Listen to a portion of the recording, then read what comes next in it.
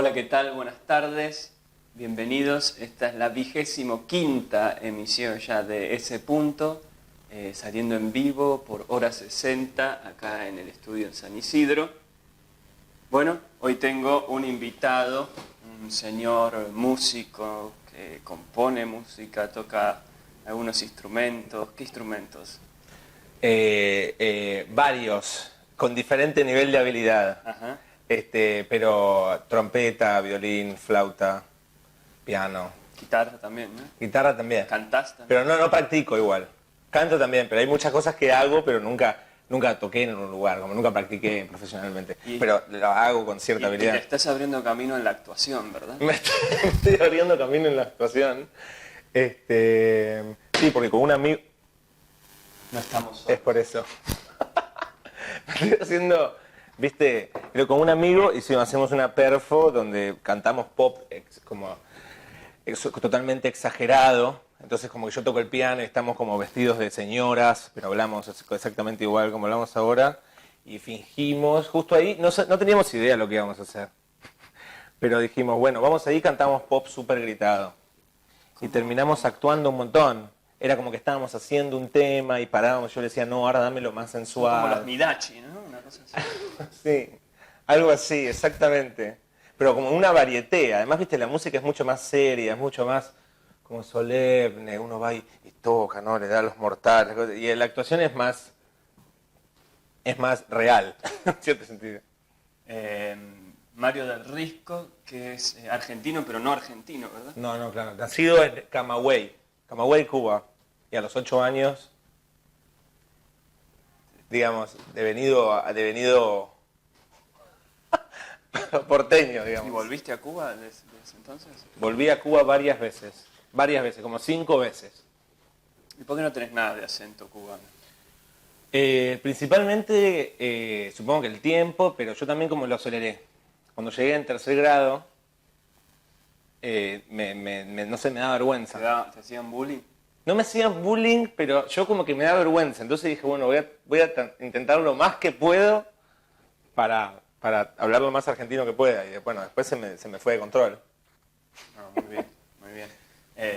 Para mí es, Mario, el perfil de invitados especial para este tipo de programa. ¿Por qué? Porque él, muchas de las cosas que haces en música son con improvisación también, ¿no? Exactamente. Y el formato de este programa, que si bien no es, digamos, artístico en sí, como se suele considerar, es más reflexivo, está pensado desde lógicas de la improvisación y musicales.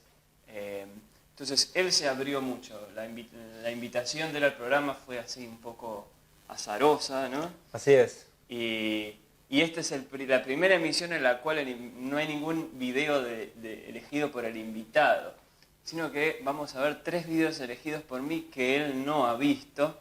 Entonces está por completo abierto a que el programa lo lleve quién sabe a dónde, ¿no? Me parece espectacular. Muy bien, entonces vamos con el primer video. Es un pequeño fragmento de un largometraje animado, pero no dibujito animado, otra clase de animación, de un muy prestigioso cineasta checo que se llama Jan Šenkman-Mayer. Uno de los clásicos de la triada checa, ¿no? Está ese en Barbáyov, que dijiste vos recién, después está Grockner y Frieden, ¿no? Muy bien, lo que es tener gente culta entre nosotros. Y el cine checo es mi especialidad número 8. Entre 7 especialidades. Sí. Entre 7 especialidades, sí, exactamente. Bueno, esta película tiene ya unas cuantas décadas, si no me equivoco, es de la década del 80. Se llama Alicia o Alicia en el País de las Maravillas. Vamos a ver entonces este fragmento.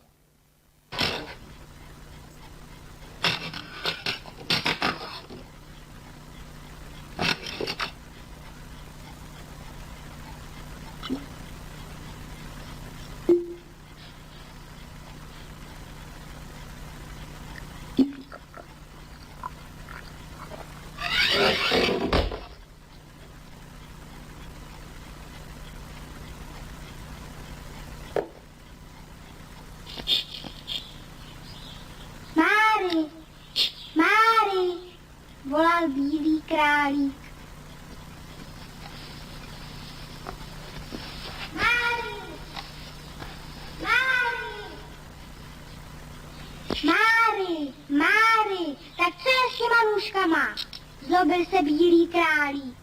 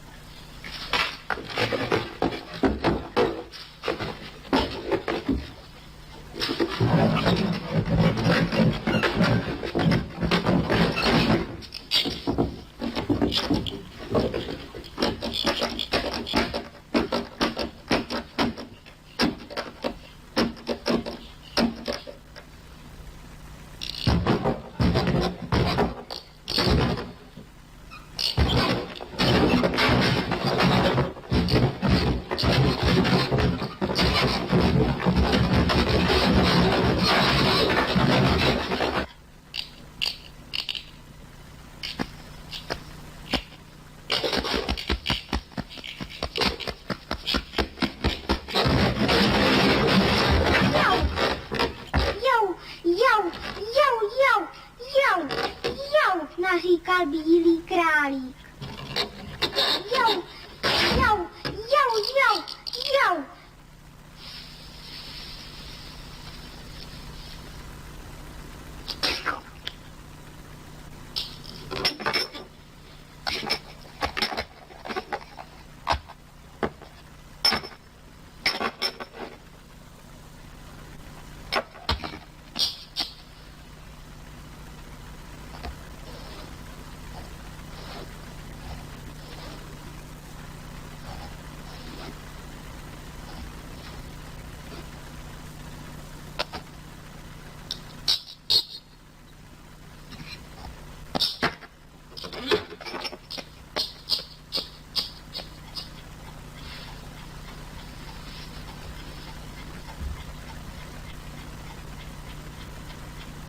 Když to nejde dveřma, tak to půjde oknem, hrozil bílý králík.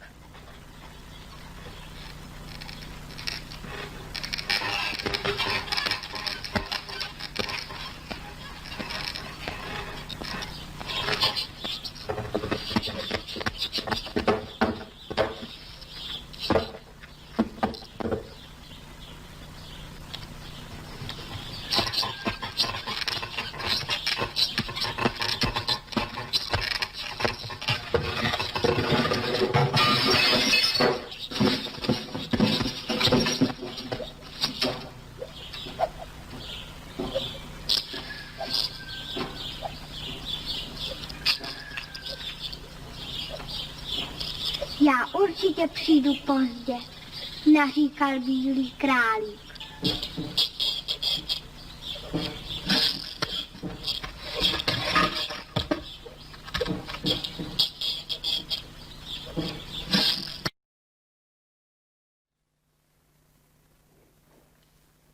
Muy bien. Tremendo. Creo que es la primera vez que veo el País de las Maravillas y te muestra la subjetividad del pobre conejo, ¿no? Que está corriendo ahí. Siempre corre. Y acá lo vemos sufrir. Sí, claro, pero no se sabe bien qué pretende, ¿no? Claro, ¿por qué quiere entrar a ese lugar? Además, se le hace tarde, tiene que pasar por ahí e ir a otro lado después, ¿no? No es que la hora es para entrar al... Quiere las tijeras, pero creo que pregunta primero si ha visto las tijeras. Creo que la primera imagen que toma este fragmento es de la nena que ve las tijeras en un cajón. Luego agarra esa especie de pócima con la que de muñeca pasa a ser... Todo medio asqueroso, ¿no? El stop motion, todo medio como... El líquido era negro petróleo. Todo. Sí, después mucha violencia tiene el fragmento, mucha violencia. Como después ella sistemáticamente agrede al conejo de una manera que no se puede creer. Al Le menos pego la mano. pero de una manera defensiva, que ella quiere evitar que el conejo entre donde está ella. Pero hay cierto, o sea, para mí hay en el fondo una intención de que Alicia sea más que una niña pobrecita. Hay una violencia adentro de Alicia ahí también. Le gusta un poco. Le gusta un poco. En el sentido de que repetidamente la mano, ¿no? La mano de la víctima y Alicia, y después sin ningún tipo de escrúpulo lo empuja así. Terrible. Medio pedófilo. ¿Cómo se llama el director? Janssen Bankmeijer.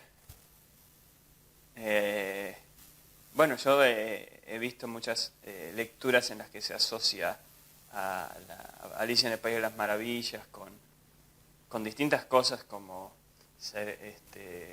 trabajos de programación mental sobre niños o de pedofilia o de distintas cosas.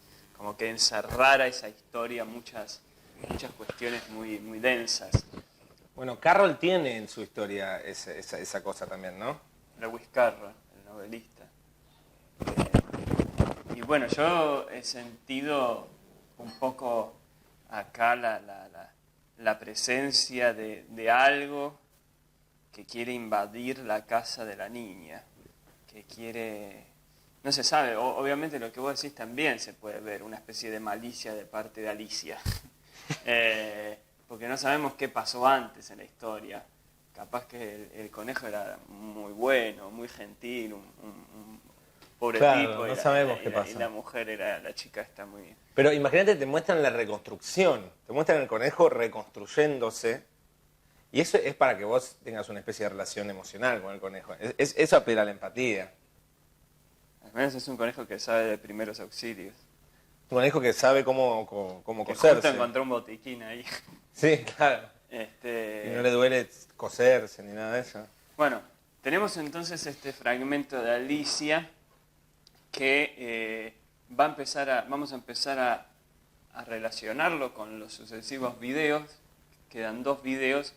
Este segundo video es un fragmento de una conferencia de David Icke, que es uno de los más famosos actualmente escritores y conferencistas de lo que puede considerarse teorías de la conspiración en amplio sentido.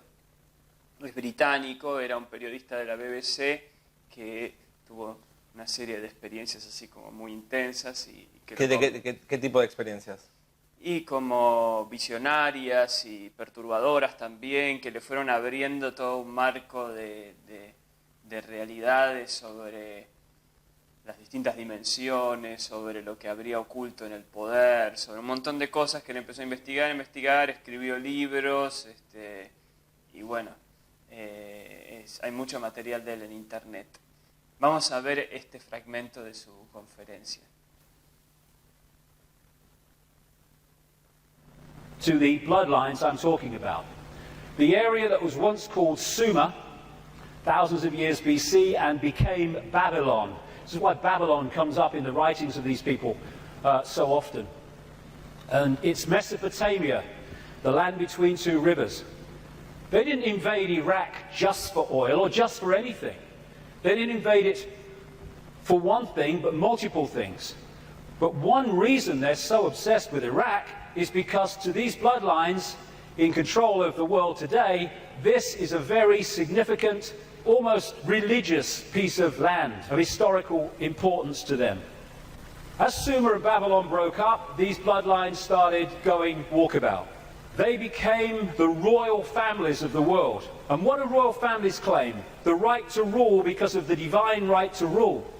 The Chinese emperors used to claim the right to be emperor because of their genetic connection to the serpent gods. And this is a theme all across the world between the serpent gods and royalty. They became the aristocracy and the royal families, claiming the right to rule because of their DNA. Just down the bloody road from here, we have a head of state in Britain to this day who is only head of state because of her DNA. Head of state because of her DNA. I actually made a complaint, nothing happened to it, but I made a complaint to the Race Relations Commission, or whatever they call it, They said, if you see racism, report it. So I reported the royal family. Well, I mean, you would.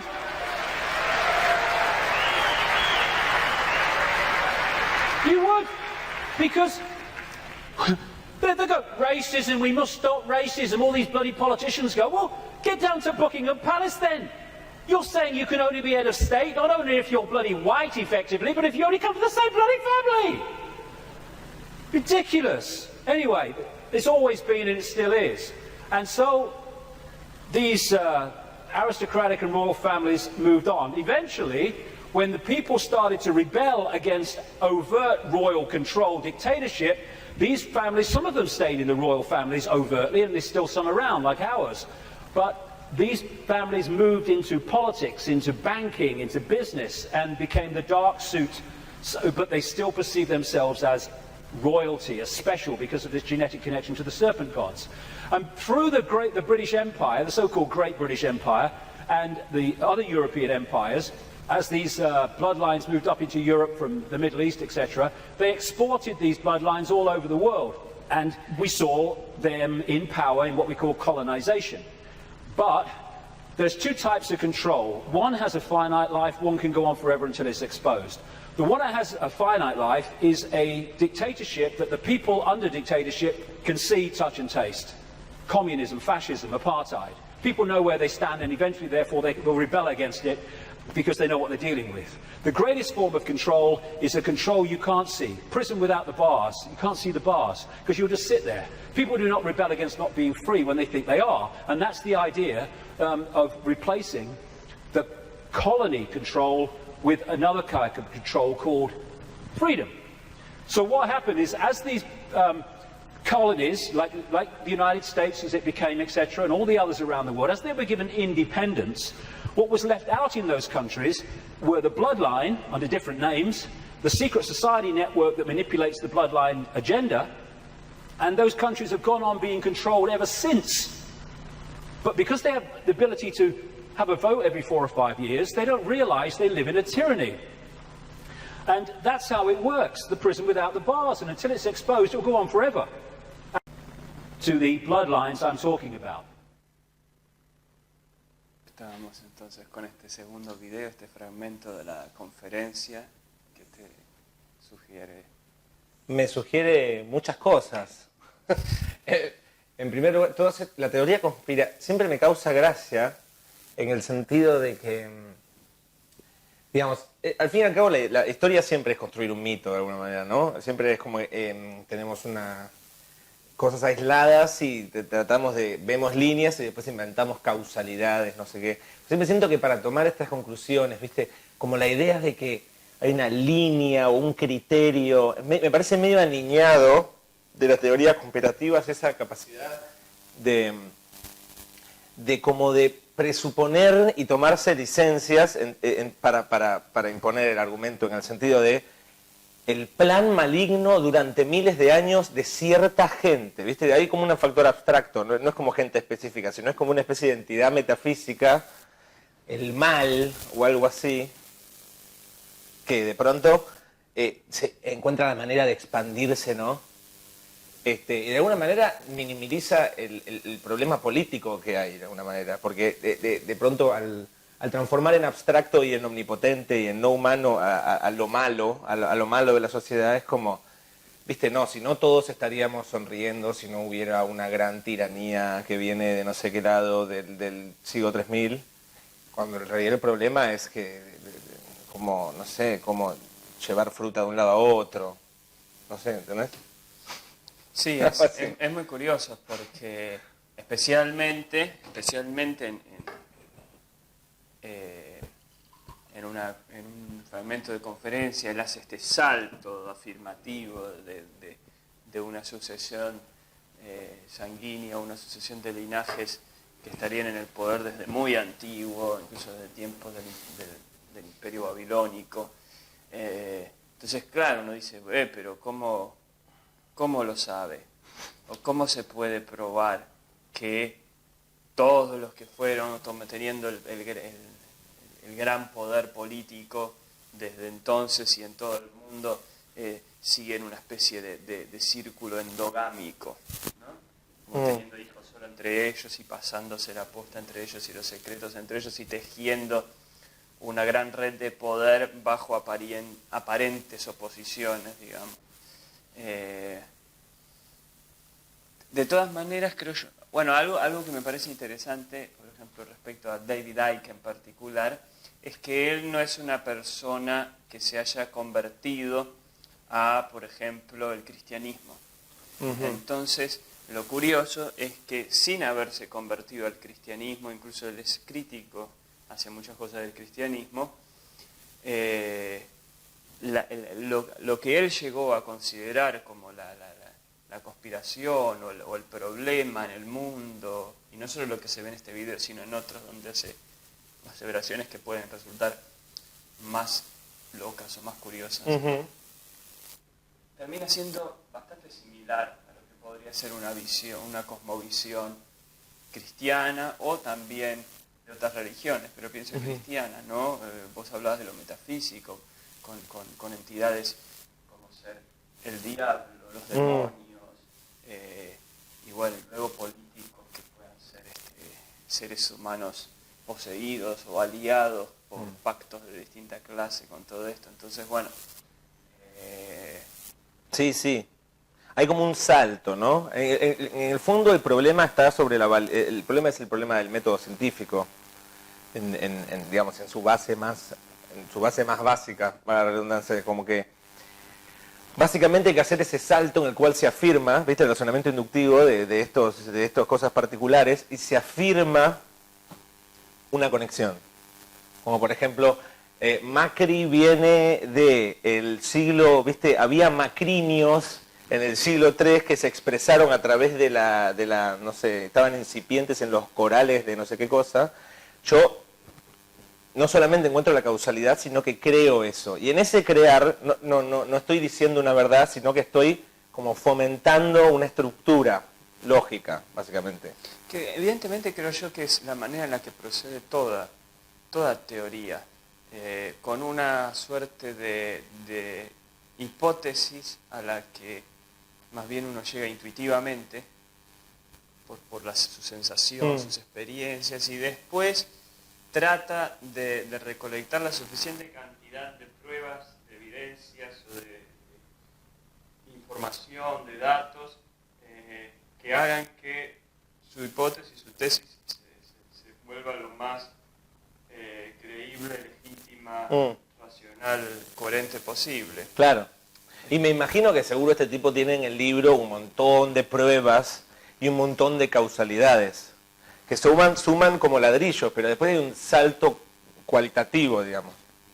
Es que creo que es el salto que se va a dar en todos nosotros, porque más allá de todas las supuestas datas que podamos tener, el fondo de lo que nos mueve, creo yo, es intuitivo.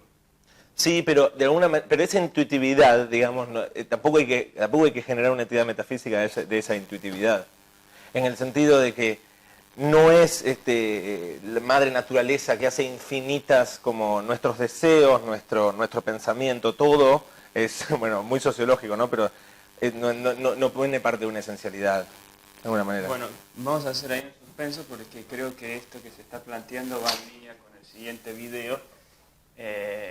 Ya en unos minutos también iremos a la tanda, luego de este video, pero va a dejar picando la cuestión. Es el fragmento de un documental sobre la religión, la práctica del vudú en Haití. Es un documental de... no me acuerdo qué... pero es un programa así de estos más conocidos, como Discovery o qué sé yo. Bueno, vamos... Tipo National Geographic. Algo así, sí. Vamos con este fragmento entonces. Tocado con el gran sombrero de paja que caracteriza a Lua Saka, Filo Pascal, prestigioso periodista y veterano luchador por la libertad de su pueblo en el anterior, nos sirvió de introductor. Gracias a él pudimos conocer el verdadero vudú y salvar los numerosos obstáculos que nos puso la mafia que acota y vende esto a los extranjeros.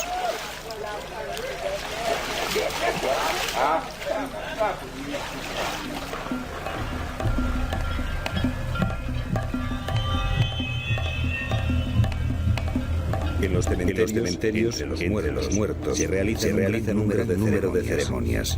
La gente no tiene miedo en estos lugares. Por ejemplo, es normal y un gran honor que alguien duerma sobre la tumba de su padre.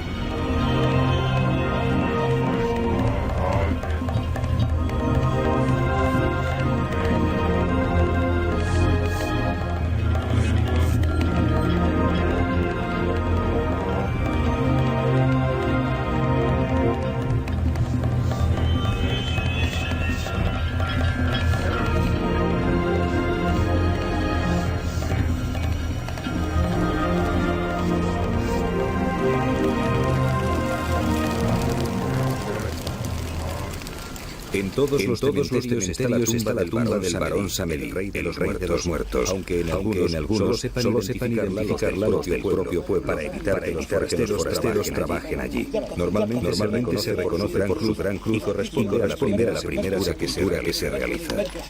Esta noche asistimos a una expedición que realiza un arte bonito. La región de Haití donde la magia es más fuerte. Al pie de la cruz, el Ungán ahuma un papel sobre las velas para que el gran camino autorice el paso hasta el barón Samedi. Después tendrá que dar su autorización Cafú, que controla los cruces entre el mundo terrenal más allá.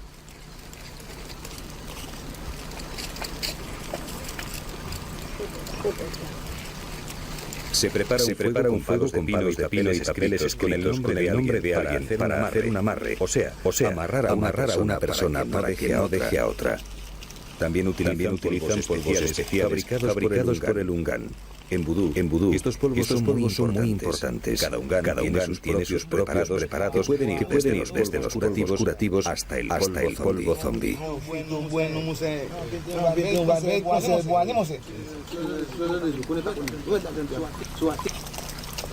El ron y el gasoil sirven para calentar a los espíritus que suelen vivir en el agua y siempre tienen frío.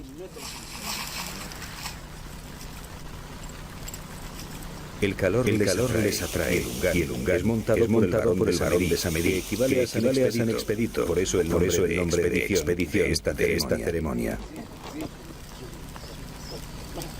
Nadie puede negarse a devolver su violento saludo que transmite la energía del otro mundo.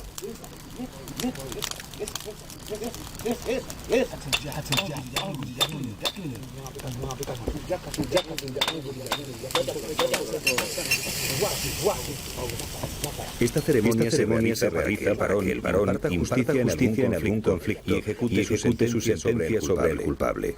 Las muñequitas rojas y negras representan a los protagonistas, hombres y mujeres del litigio que se expone.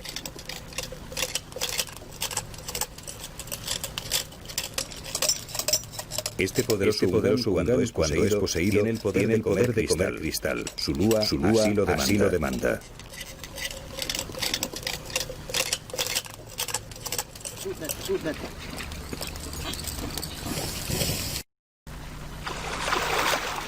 Tocado con el... Se ha dado una cuestión ahí con la voz que no estaba prevista en el video, así que para añadir más misterio al asunto, ha aparecido esta como tres pistas parecen superpuestas. Sí. Bueno, es justo el video de que sea en el video de Vudú, digamos, no es casualidad, ¿no? Estaba todo planeado.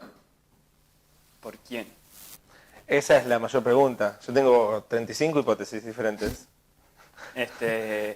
Mi más imaginada es que son las cortinas del mundo. Bueno, estamos ya en el momento de la tanda. Que quede entonces esta situación en la que hemos visto los tres videos, acá medio planteándose una cuestión entre cierta seriedad, cierta ironía, pero vamos a ver, vamos a hacer la tanda ahora unos 8 minutos más o menos y luego volvemos a ver hasta dónde nos lleva esta reflexión. Bueno, vamos. ¿Qué tal, gente? ¿Qué tal, familia? ¿Cómo le va a todos ellos que están cenando ahí? Estamos en la segunda parte de esta 25ª edición de Ese Punto con el invitado Mario del Risco. Bueno, hemos visto 3 videos. El primero era un fragmento de la película Alicia en el País de las Maravillas del cineasta checo Jan Svankmajer. segundo era el fragmento de una conferencia de David Icke, se escribe Icke, I-C-K-E. Y el tercero era el fragmento de un documental sobre la religión vudú de Haití. ¿Qué te sugiere como punto en común de los tres videos? O si algo te sugiere. Entre los dos primeros está el nexo de la violencia. En el primer sentido, con estos en Alicia contra el conejo. Aunque mi posición siempre es anti-Alicia, ¿viste? Pro conejo. Y después las teorías conspirativas también que atacan y quieren atacarnos. Aunque en la parte vudú, digamos, es como que entre el vudú y Alicia están las pociones y todo eso, pero no veo un nexo así. La muñeca que se transforma en nena, la relación entre la nena La y la muñeca. Totalmente. Y esta cosa animista, ¿no? De estos objetos que tienen Sí. como su vida. Bueno, esos objetos son como esto que decíamos, estas entidades. Pero lo que pasa es que con Alicia, al ser una narración y al ser una ficción, al no ser como una especie de representación, al tener ese carácter de ficción, que lo otro lo que no quiere ser es ficción. Digamos, la religión ni quiere ser ficción, ni la teoría conspirativa quiere ser ficción. De alguna manera quiere sacarte de la Claro. ficción. Sí, y genera, al mismo tiempo que genera ficciones, pero que son las ficciones que no queremos, digamos. Estaba viendo sin el micrófono. Son las ficciones en el sentido de que son unas ficciones que se hacen pasar por verdades.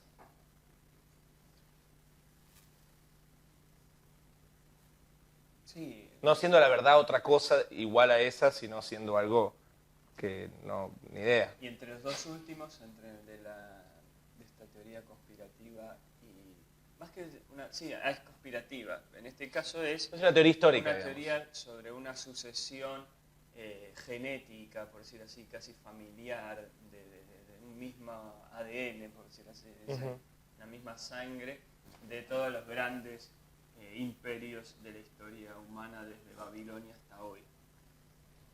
Es una especie de conexión genética entre, no sé, Nabucodonosor, rey de Babilonia, y la reina Elizabeth de Inglaterra. ¿Okay? Okay. Al mismo tiempo es como que los malos son ellos, digamos, que la maldad se ve perpetuada a través de las épocas por una gente que... Y también hace una observación sobre dos maneras en las que se ejerce la dominación sobre la gente, la opresión, una que dice que es limitada y la otra que es infinita, dice. Que la limitada es especialmente la de las dictaduras, porque es un sistema de opresión muy evidente, Claro. del cual la gente tiene una clara constancia y pueden resistirse con mayor facilidad, de manera más organizada, racional, porque es como algo que todos ven. Más Sí, palpable. después el control, digamos, por abajo, el gran hermano, digamos, el gran otro. Que es de alguna manera lo que genera todo este tipo de cosas, porque si efectivamente está ese control casi invisible o muy poco visible, genera esta dificultad para ponernos de acuerdo en su pelea, para pelearlo, porque decimos, ¿es real o es una paranoia nuestra?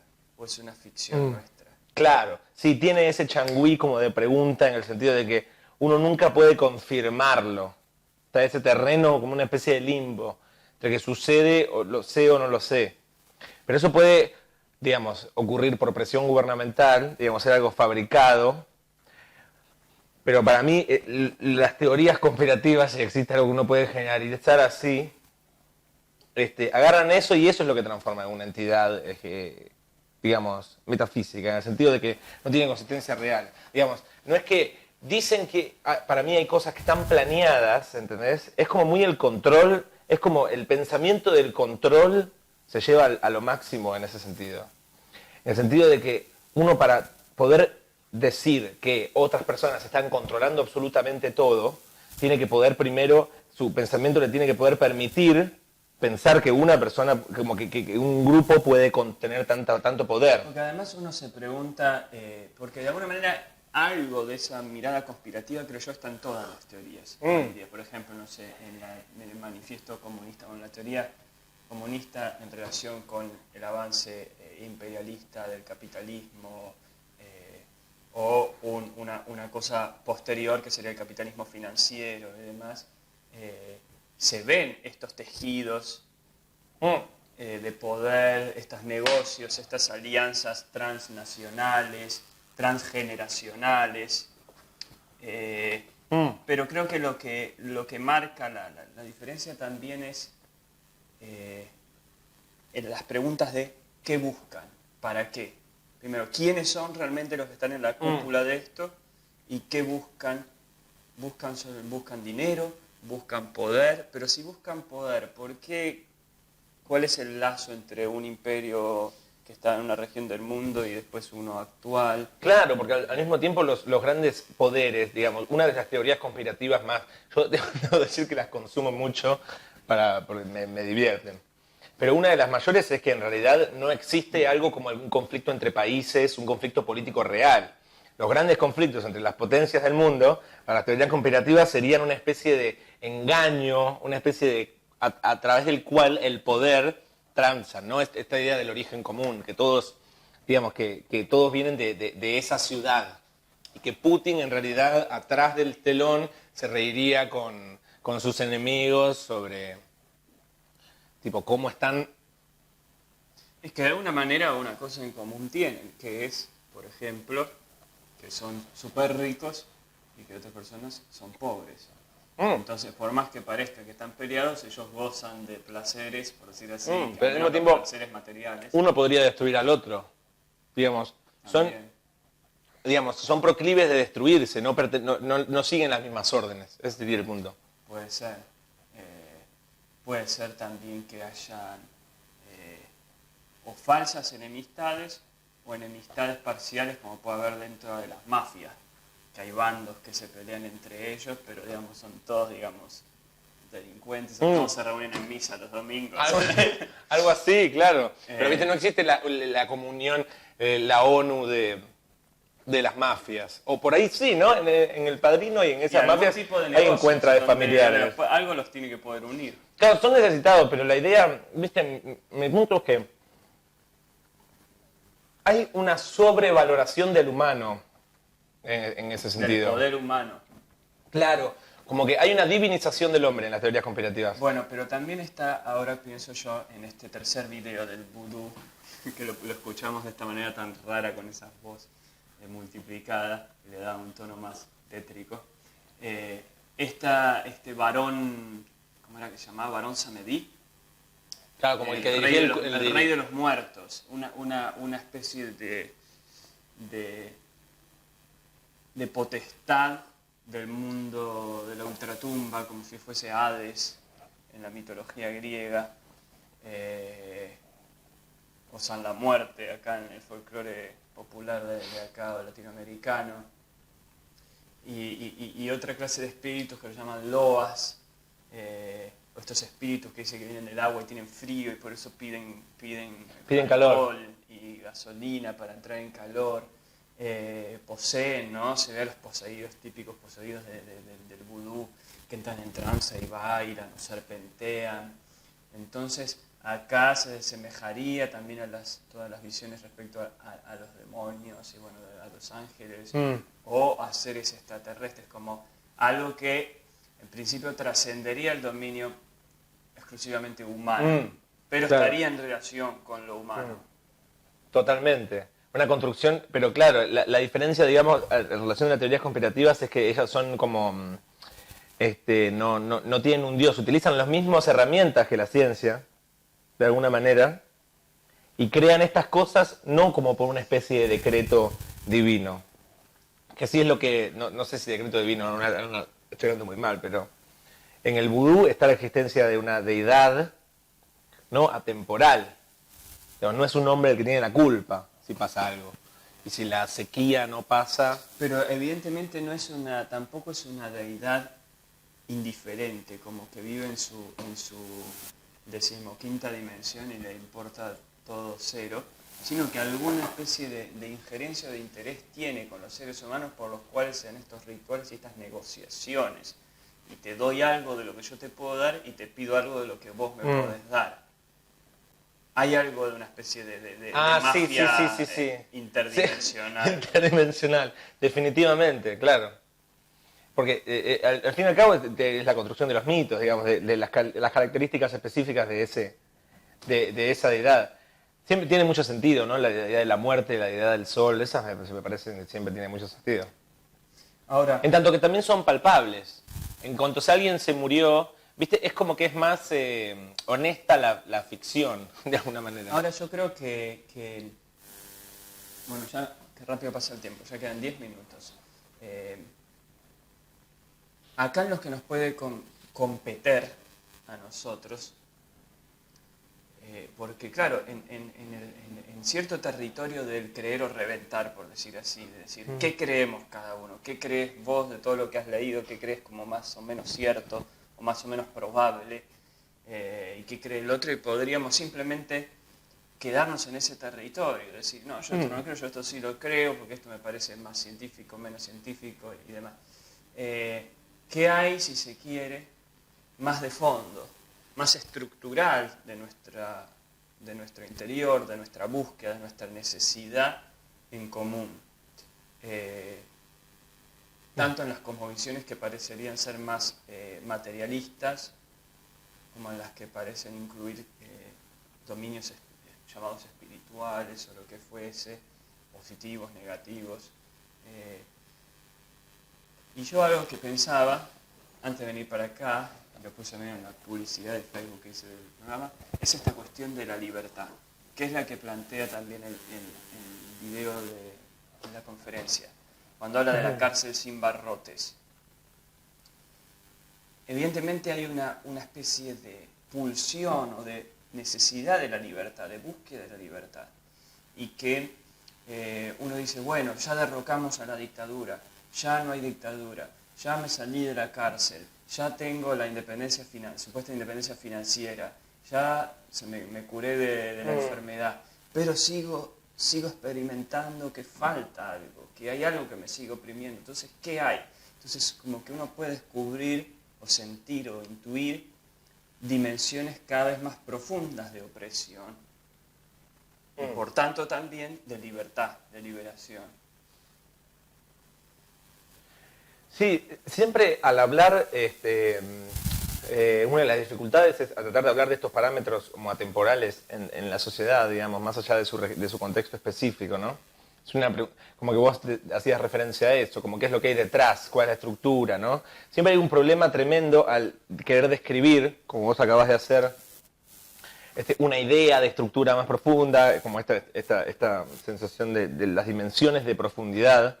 Pero para mí ya, para exponer esa pregunta, al formularla ya estás tomando axiomas directamente.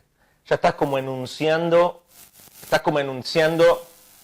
lo que querías enunciar antes, ¿entendés? Es como que no se puede resolver esa pregunta, en el sentido de libertad, El concepto de libertad es como vacío, si se quiere. Pero si, por ejemplo, uno lo remitiera o relacionara este plano, digamos, de los conceptos, o más, si se quiere, intelectual, con un plano más visceral, por decir así. Entonces, por ejemplo, podríamos discutir sobre el concepto de salud, o de sanidad, o de bienestar. Pero... ya veo a lo que te referís. Si vos estás con un dolor muscular o descompuesto, y le buscás la vuelta, te preguntás y le buscás la vuelta para que eso deje de estar y en un momento decís, me siento bien. Por ahí eso está más allá de discutir en profundidad qué significa sentirse bien. Definitivamente. Es que el problema sale de querernos juntar nosotros a tratar de explicar la situación, de alguna manera. Como que, viste, uno lo quiere explicar, pero por supuesto que no. Uno lo que puede hacer son críticas metodológicas, si uno quiere, ¿no? Ante el pensamiento del otro, en base a la posición de uno, de cómo uno tendría que decir esto es así. Pero por supuesto que la experiencia Porque podría haber tanto una red... Pero al mismo tiempo esa experiencia, perdón, se ve creada por el lenguaje también. Entonces ese sentirse bien, si bien en ese momento tendría verdad, porque digamos, no hay ni discusión, ya como que eso entra ya en un registro anterior, entonces es el huevo y la gallina. Lo que yo siento al tratar digamos, cuando uno quiere entrar en el registro de una profundidad, digamos, de decir cómo es el mambo, digamos, es como que hay una pared que bloquea a partir de cierto lugar. Hay un bloqueo, que es el bloqueo que las teorías conspirativas, por ejemplo, dicen, me chupo un huevo y le pasan con la 4x4 por encima, de alguna manera.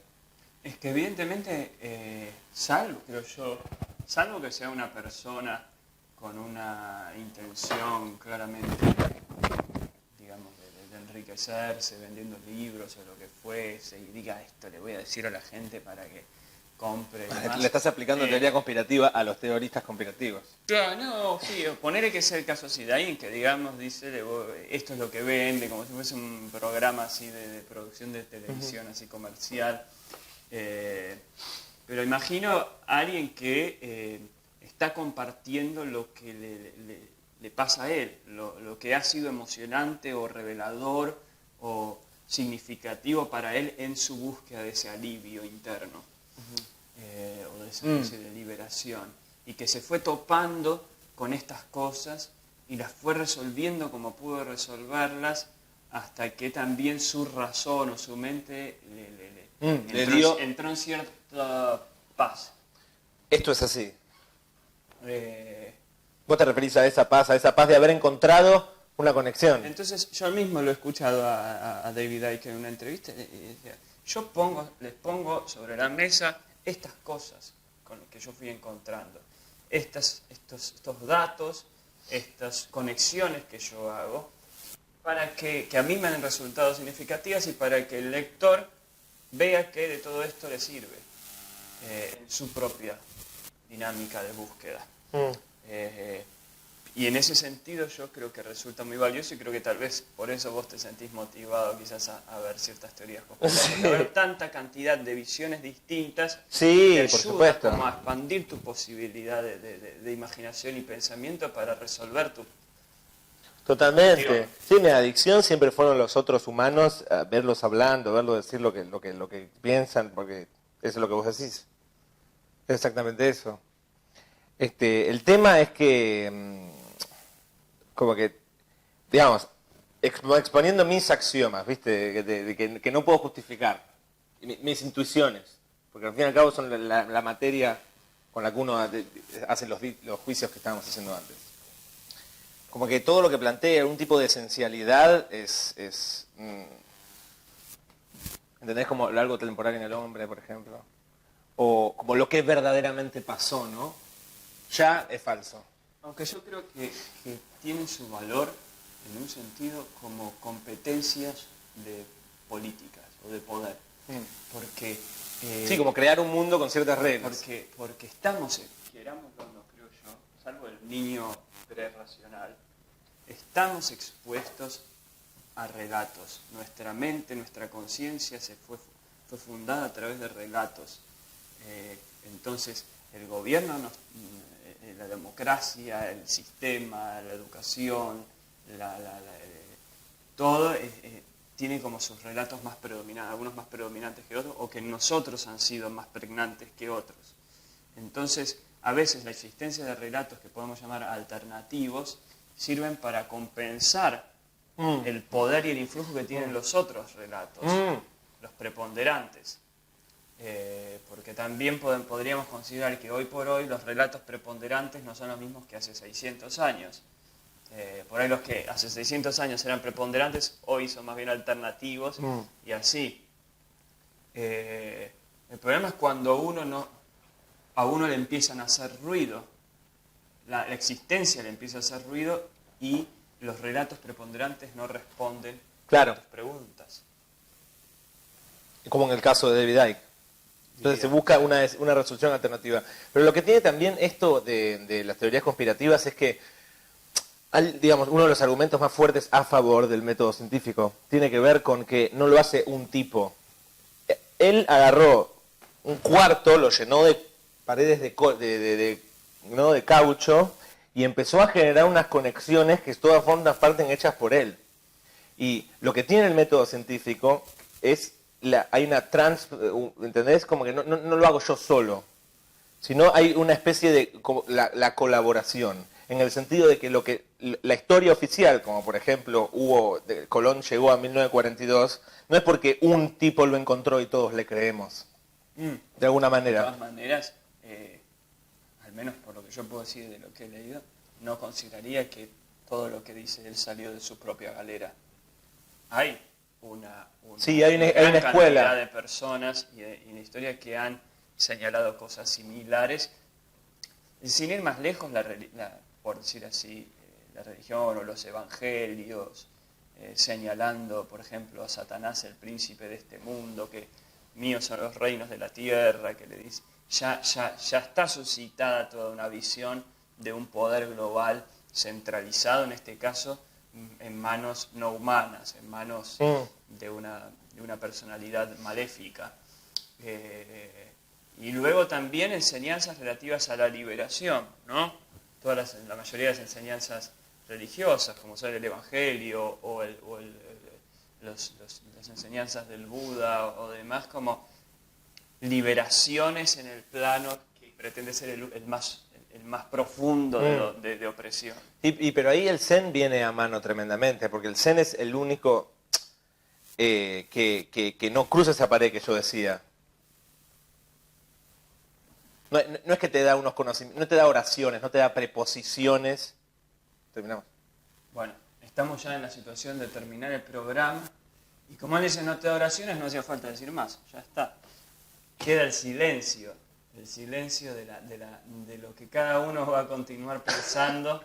Cada uno haciendo su propia teoría conspirativa personal, ¿no? Para responderse a sí mismo. Espero que hayan disfrutado este recorrido que hicimos entre los dos y con los videos. Y que bueno, pase lo que tenga que pasar. Hasta el próximo martes y muchas gracias. Gracias. A ver, nos damos la mano, sí. Con una señal así medio masónica.